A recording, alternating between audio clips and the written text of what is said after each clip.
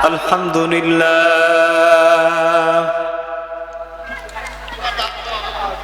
الحمد لله نحمده ونستعينه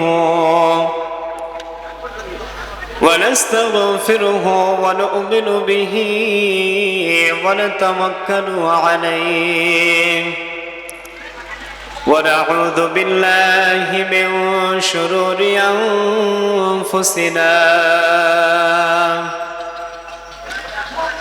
ومن سيئات أعمالنا من يهده الله فلا مضل له ومن يضلله فلا هادي له ونشهد أن لا إله إلا الله وحده لا شريك له ونشهد أن سيدنا ومولانا محمدا عبده ورسوله الذي أرسله بالحق بشيرا ونذيرا وداعيا إلى الله بإذنه وسراجا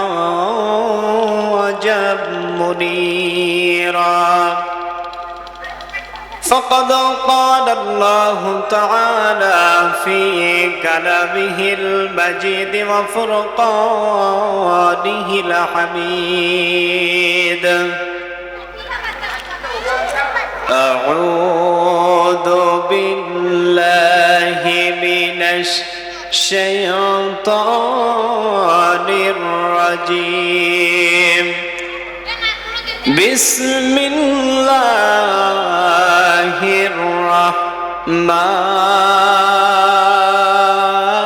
الرحمن الرحيم قد أفلح المؤمنون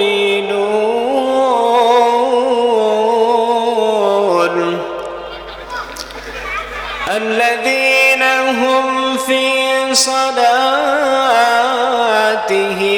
خاشعون والذين هم عن اللغو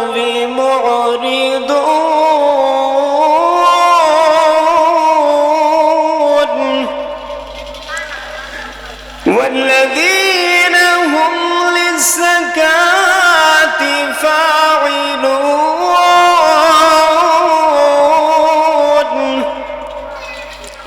والذين هم لفروجهم حافظون صدق الله العظيم وقال رسول الله صلى الله عليه وسلم الصلاة عماد الدين وقال تعالى في شان حبيبي إن الله وملائكته يصلون على النبي يا أيها الذين آمنوا صلوا عليه وسلموا تسليما اللهم صل على আরেকটু কি বাড়ে وعلى آل سيدنا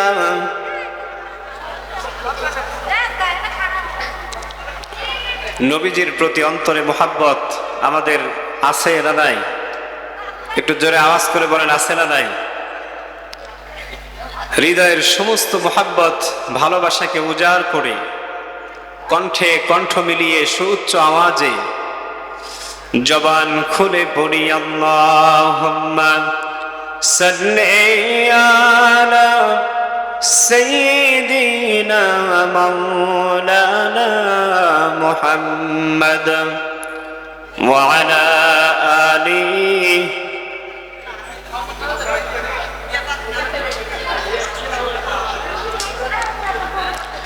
ও মদিনার বুলবুলি কেমনে তো বাইরই ভুলি, জোরে বলেন ঠিক কিনা। ও মদিনার বুলবুলি কেমনে তো বাইরই ভুলি, দিন কাটে আর রাত কাটে, দিন কাটে আর রাত কাটে, তোর বেদনার ফুল তুলি কেমনে তো বাইরই ভুলি। আল্লাহুম্মা সাল্লি আলা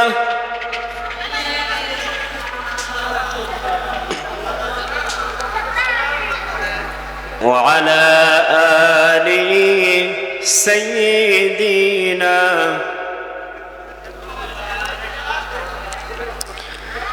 শ্রাবণ ধারা আদলো প্লাবন, নিভল পৃথিবীর সকল দাহন, আষাঢ়ে আষাঢ়ে ভিজল মরু, সাহারা পেল লতা তরু, তুমি দিলে, তুমি দিলে রহমের সব দ্বার খুলি, ও মদিনার বুলবুলি কেমনে তোমায় রই ভুলি।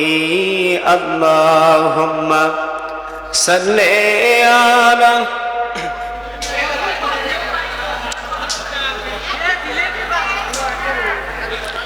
ওয়া আলা আলি সাইয়্যিদিনা। সবাই বলে বালাগাল উলা বিকামালিহি, কাশাফাদ দুজা বিজামালিহি, হাসনাত জামিউ খিসালিহি, সাল্লু আলাইহি। মশরকে হুব্বে মুহাম্মদ মতলাঈ দীওয়ানি বা, মতলাঈ খুরশিদ ইশকে সিনায়ে সু জানিবা, বালাগাল উলা বি কামালিহি, কাশাফাদ দুজা বিজামালিহি, হাসনাত জামিউ খিসালিহি, সাল্লু। একটু জিকির করি লা ইলাহা ইল্লাল্লাহ, জোরে লা মুহাব্বত লা ইলাহা ইল্লাল্লাহ, জোরে লা ইলাহা, আরো জোরে লা ইলাহা। যার দিলে আছে আল্লাহর ভয়, জিকির করে সব সময়, আহার নিদ্রা লাগে না ভালো, কোনো কিছু লাগে না ভালো, ভালো লাগে আল্লাহ। লা ইলাহা ইল্লাল্লাহ, জোরে লা মুহাব্বত লা ইলাহা, লা ইলাহা ইল্লাল্লাহ মুহাম্মাদুর রাসূলুল্লাহ সাল্লাল্লাহু আলাইহি ওয়াসাল্লাম। চরভাঙ্গুরা নদীর উত্তর পার ওয়াবদা সংলগ্ন আল আকসা জামে মসজিদের উন্নতি কল্পে সপ্তম বিরাট ইসলামী জালসার সম্মানিত সুযোগ্য সভাপতি আজকের মাহফিলের শ্রদ্ধাভাজন সভাপতিত্বের আসন অলঙ্কৃত করেছেন বিশিষ্ট ব্যবসায়ী জনাব আলহাজ মোহাম্মদ নজরুল ইসলাম সরকার। আল্লাহ পাক রব্বুল আলামিন শ্রদ্ধেয় মামাজানকে ইসলামের পথে কোরআনের খেদমতে আল্লাহ পাক আরো দীর্ঘদিন কবুল করুন, সকলে পড়ি আল্লাহুম্মা আমিন। আজকের মাহফিলের সম্মানিত প্রধান অতিথি শ্রদ্ধেয় বড় ভাই ভাঙ্গুড়া উপজেলা বিএনপির সাবেক চেয়ারম্যান, মজলুম জননেতা, বর্তমান উপজেলা বিএনপির সম্মানিত আহ্বায়ক জনাব মোহাম্মদ নূর মুজাহিদ স্বপন ভাই। আল্লাহ পাক রব্বুল আলামিন তাকে ইসলামের পথে জনগণের স্বার্থে মানবতার কল্যাণে বেশি বেশি কাজ করার তৌফিক দান করুন, সকলে পড়ি আল্লাহুম্মা আমিন। আজকের মাহফিলের সম্মানিত প্রধান বক্তা আমার শ্রদ্ধেয় বড় ভাই, বিশিষ্ট ইসলামিক চিন্তাবিদ, উদীয়মান তরুণ বক্তা, সুমিষ্ট ভাষী ওয়াজের ভান্ডার, হাফেজ কারি মাওলানা মোহাম্মদ আবু তালহা আনসারী সাহেব।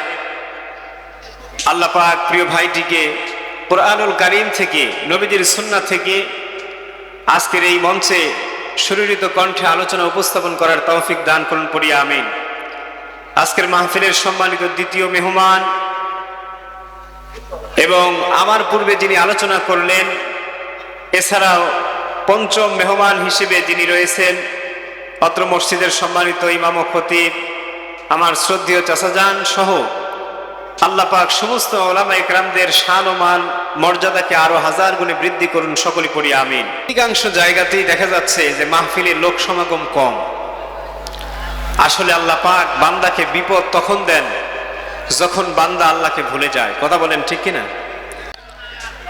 আল্লাহ পাক যখন দেখেন বান্দা সুখে থাকতে থাকতে আমাকে ভুলে গেছে, আল্লাহ পাক তখন বান্দার উপরে বিপদ চাপায় দেন।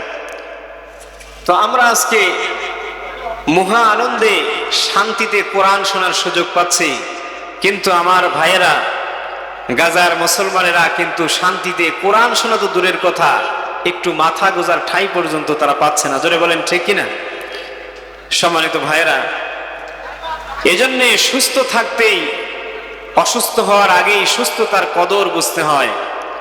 তো কষ্টে কোরআনুল কারীম শ্রবণ করার পরিবেশ পাওয়ার আগেই শান্তিতে কোরআনুল কারীম শোনার যে পরিবেশ, সেই পরিবেশের কদর যদি বান্দা না করে, আল্লাহ পাক এক সময় বিমুখ হয়ে যাবেন, আল্লাহ পাক এক সময় এই রহমতকে তুলে দেবেন। জোরে বলেন ঠিক কিনা?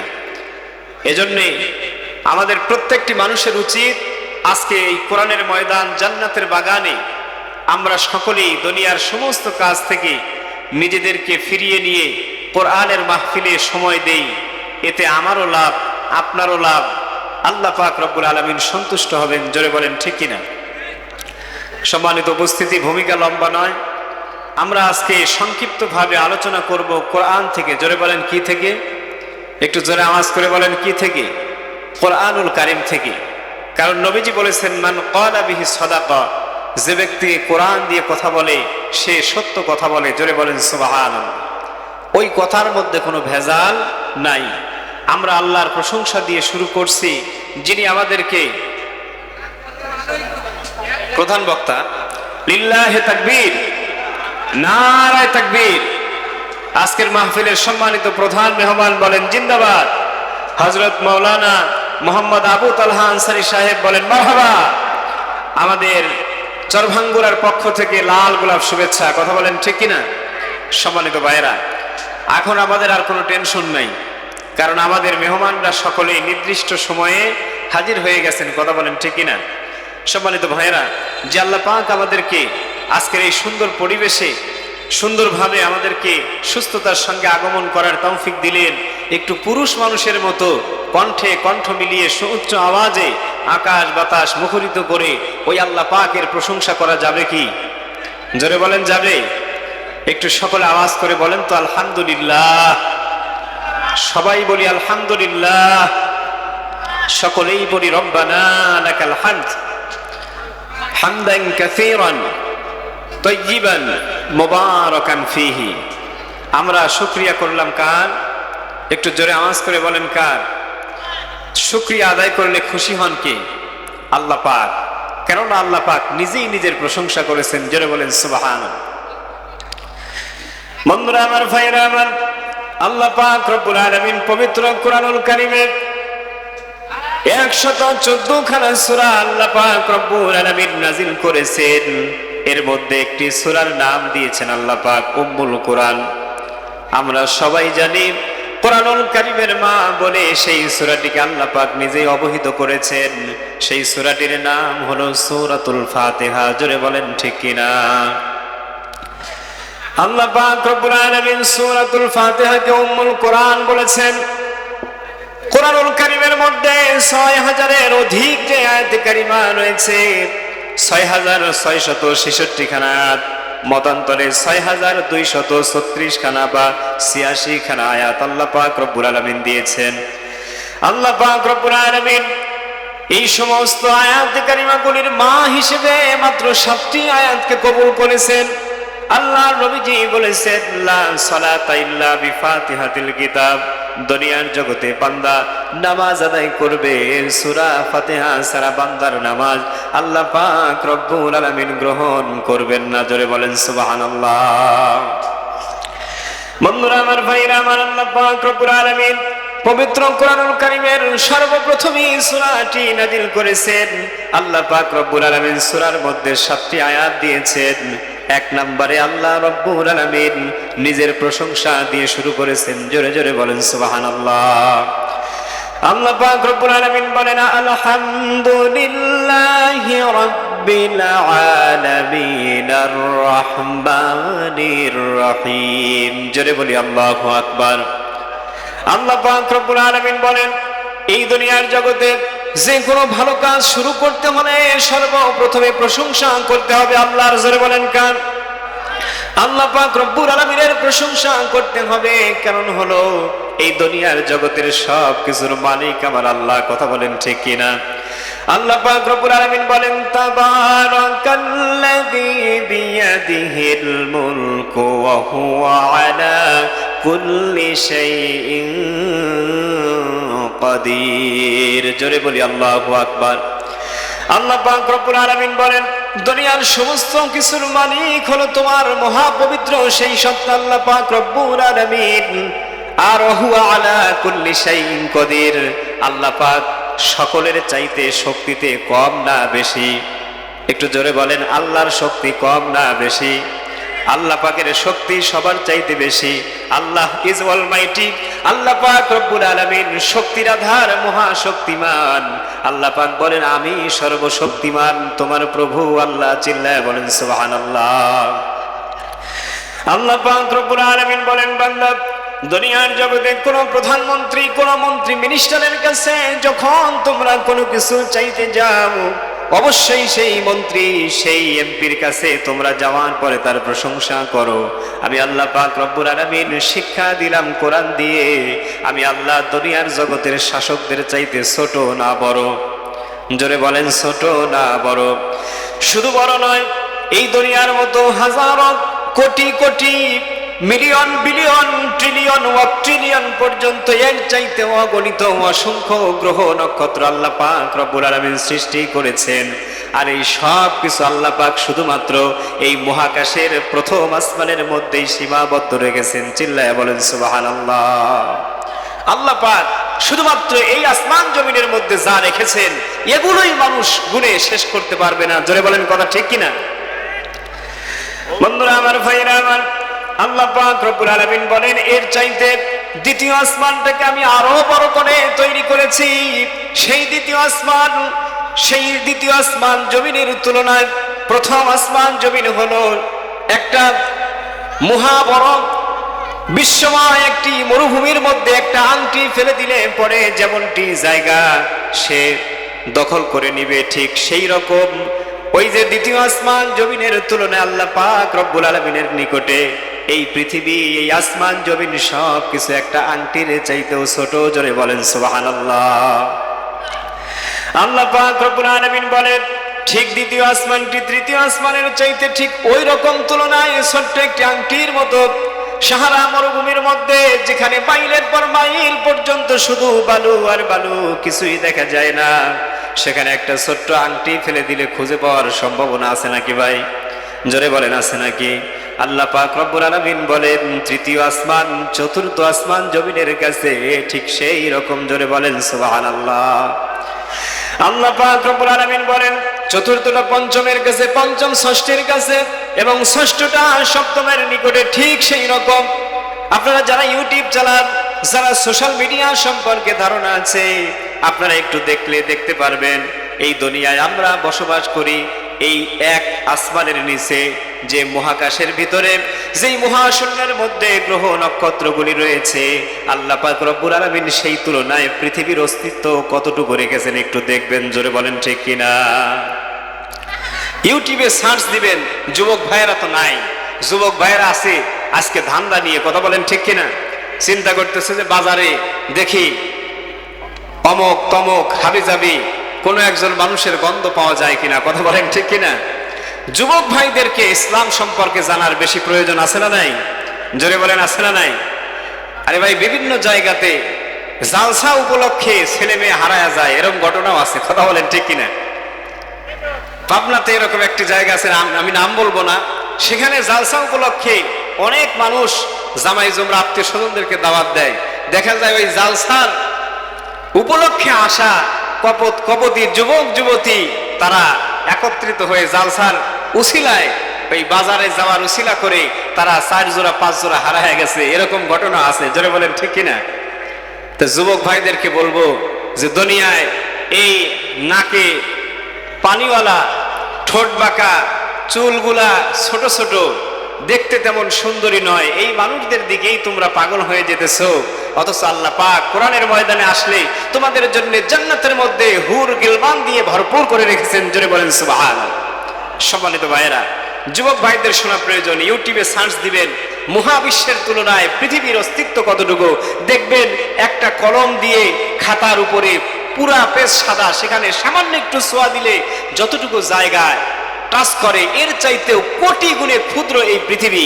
আল্লাহ পাক বলেন এরকম হাজারো কোটি পৃথিবী আমি আল্লাহ পাক রব্বুল আলামিন এই প্রথম আসমানের নিচেই আমি রেখে দিয়েছি, জোরে বলেন সুবহানাল্লাহ। বন্ধুরা আমার, ভাইরা আমার, এইরকম ভাবে সপ্তম আসমানের কাছে ষষ্ঠ আসমান হলো সেই আংটির ন্যায়। আল্লাহ পাক রব্বুল আলামিন বলেন এই সমস্ত আসমান জমিন কিয়ামতের ময়দানে মুসিবতের দিনে আমি আল্লাহ পাক রব্বুল আলামিন আমার বাম হাতের মধ্যে এমন ভাবে চেপে ধরবো যেমনটি করে তোমরা একটা শুকনা পাতাকে বাম হাত দিয়ে চেপে ধরো। চেপে ধরার পরে পাতার সমস্ত অংশগুলি একেবারে চূর্ণ বিচূর্ণ হয়ে যায়। তুমি যদি সেখানে ফুৎকার মারো, সঙ্গে সঙ্গে সেটা ধূলিকণার মতো উড়ে উড়ে চলে যায়। আমি আল্লাহ পাক রব্বুল আলামিন এই 7 তবক আসমান জমিনকে কিয়ামতের ময়দানে বাম হাতের মধ্যে রেখে চাপ দিয়ে ছেড়ে দেব, একেবারে ধূলিকণার মতো উড়তে থাকবে। চিল্লায় বলেন আল্লাহু আকবার। সেই আল্লাহর ক্ষমতা এখনো আছে না নাই? একটু জোরে বলেন আছে না নাই? তাহলে প্রশংসা করব কার?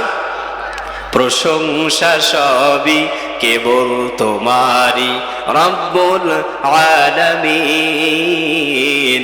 দয়ালু মেহেরবান করুণায় ফুরান, দয়ালু মেহেরবান করুণায় ফুরান, আর কেউ নয় তুমি মালিক শেষ বিচারের দিন।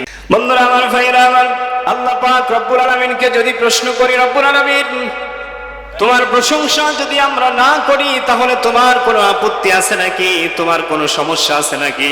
আল্লাহ পাক রব্বুল আলামিন জবাব দিচ্ছেন, সাবহানাল্লাহি মা ফিস সামাওয়াতি ওয়া মা ফিল আরদ ওয়া হুয়াল আজিজুল হাকীম। আল্লাহু আকবার।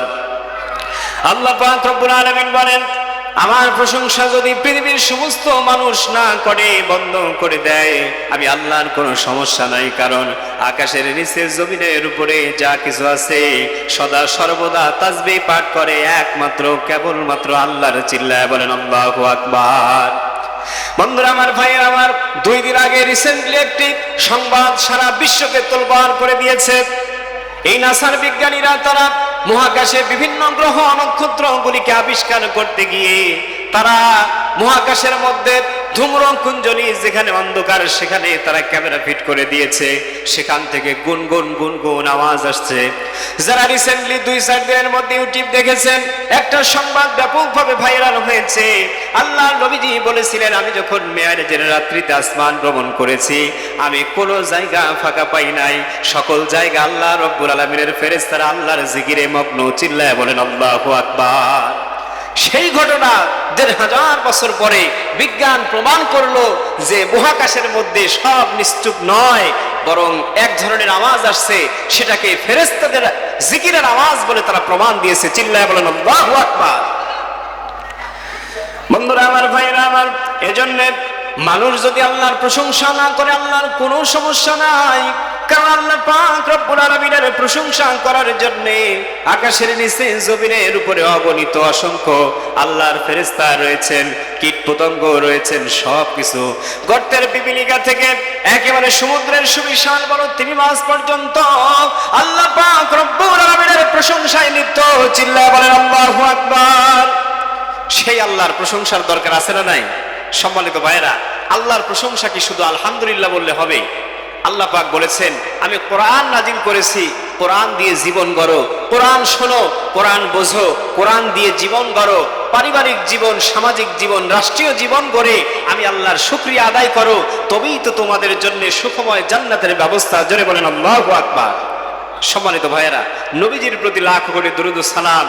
কারণ হলো আল্লাহ রসুল জীবনে যত বিসর্জন দিয়েছেন উম্মতে মুহাম্মদের জন্য, তার উম্মতের জন্য এত বিসর্জন, এত স্যাক্রিফাইস এই পৃথিবীর জগতে আর কোনো মানুষ করে নাই। সুবহানাল্লাহ বলবেন না? সম্মানিত ভাইয়েরা, পৃথিবীতে সবচাইতে দুঃখের শিকার, কষ্টের শিকার হয়েছেন মুহাম্মদ রাসূলুল্লাহ সাল্লাল্লাহু আলাইহি সাল্লাম। একটু একবার মনোযোগের সাথে শ্রবণ করেন। আল্লাহর রসুল দুনিয়াতে আগমন করবেন 6 মাস আগেই আব্বা দুনিয়ার জগৎ থেকে চলে গেছে। জোরে বলেন ঠিক কিনা? বন্ধুরা আমার, ভাইরা আমার, আবার নবীজিকে আল্লাহ পাক রব্বুল আলামিন জন্মের পূর্বেই 6 মাস পূর্বে তার পিতাকে দুনিয়ার জগৎ থেকে নিয়ে গেছেন। আল্লাহর নবীজি ভূমিষ্ঠ হয়েছেন, আব্বা নাই। আজকে আর দেখেন আপনার সমাজের মধ্যে মানুষগুলি যখন একজন মহিলা, গর্ভবতী মহিলা, তার পাশে সবচাইতে সাপোর্ট দিতে হয় স্বামীকে, কিন্তু স্বামী যদি না থাকে, ডেলিভারির পেইন আছে, হসপিটালে নেওয়ার প্রয়োজন আছে, কথা বলেন ঠিক কিনা? কিন্তু স্বামী নাই, ওই মহিলার চাইতে অবহেলিত মা দুনিয়ার জগতে আর কেউ নাই। জোরে বলেন ঠিক না বেঠি? বন্ধুরা আমার, ভাইরা আমার, আল্লাহর নবীজি দুনিয়ায় আসবেন 6 মাস পেটের মধ্যে যখন বয়স, আল্লাহ পাক রব্বুল আলামিন তার আব্বাকে দুনিয়ার জগৎ থেকে বিদায় করে নিলেন। আল্লাহর নবীজি পৃথিবীর মুখ দেখার আগেই এতিম হয়ে গেলেন। আল্লাহর নবীজি দুনিয়ার জগতে আসলেন, আসার পরে মায়ের স্নেহ ভালোবাসায় আল্লাহর রাসূল বড় হবেন, কিন্তু সে সৌভাগ্য মায়ের কাছে থাকা হলো না। কারণ ওই জাতির ট্র্যাডিশন ছিল, ওই জাতির সংস্কৃতি ছিল, ছোট্ট সন্তান হলে পরে সুন্দর জায়গা যেখানে আছে সেই জায়গাতে ছেলেকে দুধ খাইয়ে দুধ মায়ের কাছে পালন করার ব্যবস্থা করতে হয়। কথা বলেন ঠিক কিনা? আল্লাহর নবীজি যখন দুনিয়ার জগতে আগমন করলেন, মাকে হারিয়ে চলে গেলেন দুধ মাতা হালিমাতুস সাদিয়ার কাছে। সেখানে 4টি বছর পর্যন্ত আল্লাহর রাসূল দিন যাপন করলেন। মা জননী একা একা মক্কা নগরীতে স্বামীর ভিটায় থাকে। মা জননীকে সহযোগিতা করার মতো কেউ নাই। শ্বশুর এবং ভাসুর সহ আত্মীয় স্বজন ছাড়া স্বামীর অভাবটুকু পূরণ করার মতো কেউ নাই। আল্লাহর নবীজি 4 বছর বয়সে বিশ্ব নবীজি তার মায়ের কাছে যখন ফিরে আসলেন, আল্লাহর নবীজি 4 থেকে 6 বছর, 2টি বছর পর্যন্ত শিশু মুহাম্মদ সাল্লাল্লাহু আলাইহি ওয়াসাল্লাম যখন বাচ্চারা পিতার কাছে দাবি করবে, আবদার করবে, চকলেট খাবো, চুইংগাম খাবো, আমরা পাপড় খাবো, বিভিন্ন কিছু আমরা খাবো, ঠিক ওই বয়সে আল্লাহর নবীজি আবদার করবেন, আব্বা জান দুনিয়ার জগতে নাই, আমার এতিম নবী আব্বার অভাবে সব সময় মনটাকে দুর্বল করে রেখেছেন। জোরে বলেন ঠিক কিনা? বন্ধুরা আমার, ভাইরা আমার, আজকে সেই মেরাজের সেই মাস আমরা পেয়ে গেছি। আল্লাহর নবীজির মেরাজের ঘটনাগুলি আমরা শ্রবণ করি, কিন্তু পূর্বে আল্লাহর রাসূলকে যে কত কষ্ট সহ্য করতে হয়েছে এই বিষয়গুলি আজও পর্যন্ত আমাদের অন্তরের মধ্যে কাটা দেয়। জোরে বলেন ঠিক কিনা? আল্লাহর নবীজি খেলতে গেলেন, মক্কার পাহাড়িয়া পদদেশে যখন খেলতে গেছেন, অনেক মানুষ, ছোট ছোট বাচ্চারা, বাচ্চাদেরকে নিয়ে গেছে পিতারা, মায়েরা নিয়ে গিয়ে মাঠে খেলার জন্য ব্যবস্থা করেছেন। দিন শেষে সন্ধ্যা যখন ঘনিয়ে আসে, দেখেন যে সবাই তার আব্বা এসে ডাক দেয়, অমুক তুমি আমার কাছে চলে আসো। কলিজার টুকরা সন্তান দৌড়িয়ে আব্বাকে জাপটে ধরে, পিতা কাঁধে করে, কোলে করে, মাথায় করে সন্তানকে চুমু দিতে দিতে নিয়ে যায়। কথা বলেন ঠিক কি? বন্ধুরা আমার, ভাইরা আমার, আল্লাহর নবীজি ছোট্ট মুহাম্মদ 6 বছরের শিশু বাচ্চা, উনি বারবার তাকিয়ে থাকেন, কই রে আমার আব্বা তো একটা বারের জন্য আমাকে নেওয়ার জন্য আসে না। আল্লাহর রাসূলের চোখ দিয়ে দর দর করে পানি পড়ে। আল্লাহর নবীজি মন বেজার করে বসে থাকেন।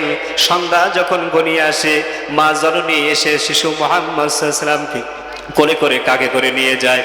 আল্লাহর নবীজির সহ্য হয় না। সকলের আব্বা আসে, আমার আব্বা কি নাই? ও মা, আমার আব্বা কোথায় আছে? আমার আব্বাকে তুমি খুঁজে দাও, আমার আব্বাকে সামনে এনে হাজির করো। যখন এই প্রশ্নগুলি ছোট্ট কলিজার টুকরা সন্তান করেছে, মা জননীর কলিজা ছিঁড়ে যেতেছে। শিশু মুহাম্মদ দুনিয়ায় আসার আগেই তোমার আব্বা দুনিয়ার জগৎ থেকে বিদায় হয়ে চলে গেছে। জোরে বলেন ঠিক কিনা? বন্ধুরা আমার, ভাইরা আমার, বারবার যখন শিশু মুহাম্মদ সাল্লাল্লাহু আলাইহি ওয়াসাল্লাম মায়ের কাছে অনুরোধ করতে লাগলেন, মা গো, আমার আব্বার কাছে আমাকে নিয়ে চলো। অবশেষে দাদার অনুমতি সাপেক্ষে মা জননী উম্মে আইমানকে সাথে করে নিয়ে ছুটলেন পিতার কবর দেখানোর জন্য। মক্কা মদিনার মাঝামাঝি স্থানে যেই জায়গাতে খাজা আব্দুল্লাহকে কবরস্থ করা হয়েছে, মা জননী সেইখানে উঠে সওয়ার হয়ে চলে গেলেন। কবরের পাশে যখন গিয়ে দাঁড়ালেন, ডেকে বললেন, মুহাম্মদ তুমি তাকিয়ে দেখো, তোমার আব্বা ওই মাটির নিচেই ঘুমিয়ে আছে। চিৎকার করে বলেন আল্লাহু আকবার। বন্ধুরা আমার, ভাইয়েরা আমার, নবীজির কলিজা ছিঁড়ে যেতেছে। ছোট্ট শিশু মুহাম্মদ ঝাঁপিয়ে গিয়ে, দৌড়িয়ে গিয়ে কবরের মাটিগুলি স্পর্শ করে হাউমাউ করে কাঁদতে শুরু করেছেন। কিছুটা অনুভব করেছে আব্বা যার নাই, দুনিয়ার জগৎ থেকে চলে গেছে। এই দৃশ্য দেখার পরে মা আমিনার কলিজা ছিদ্র হয়ে যেতেছে। বর্তমান জামানায় মানুষ হার্ট অ্যাটাক করে, কথা বলেন ঠিক কিনা? হয়তোবা ওই জামানাতেও বিশ্ব নবীজির এই কাকুতি মিনতি দেখে, আব্বার না পাওয়ার অভাব দেখে মা জননীর অন্তরের মধ্যে, হাড়ের মধ্যে ব্যথা অনুভব শুরু হয়ে গেছে। কিছুদূর যাওয়ার পরে প্রচন্ড জ্বর আসলো। মা জননী পৃথিবীর জগৎ থেকে বিদায় নিয়ে চলে গেলেন।